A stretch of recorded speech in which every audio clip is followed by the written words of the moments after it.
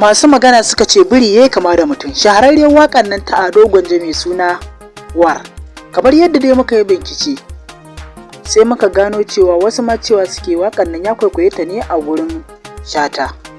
Kamar yadda dai mutane suke ta cece kuce akan waƙar Ado Gwanja mai suna warr, to kamar haka dai zamu kawo muku makamancin wacce shata yayi a shekarun baya da suka shuɗe, irin ku ya gane muku. To waƙar dai sun yi kamanceceniya, duk da shi mawaƙi idan ya ji wani abu yakan iya canza shi ya ɗan masa kwaskwarima, shi ma a ce ya kawo sabon wani abu. To waƙoƙin da sun yi kamanceceniya, bara mu saka muku kuji. Garki ce don na hiki murya, kina zuwa ko ba za ki zo ba, ina zuwa sai na sha hoda, da ke da hoda lokacin mulkin baka.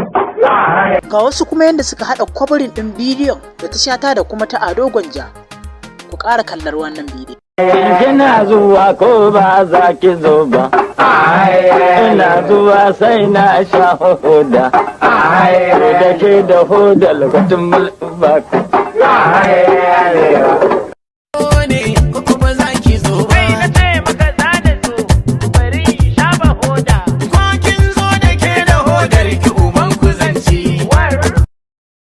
Kina zuwa ko ba za ki zo ba, ina zuwa sai na sha hoda, da ke da hoda lokacin mulkin baka.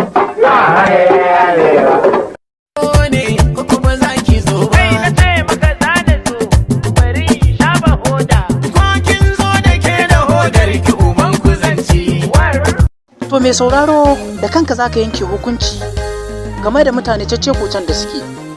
Wane ne ya kwaikwayi wani ko kuma a'a basirar ce ta zo iri ɗaya? Allah Ubangiji ba mu sa'a. Muna muku barka da juma'a.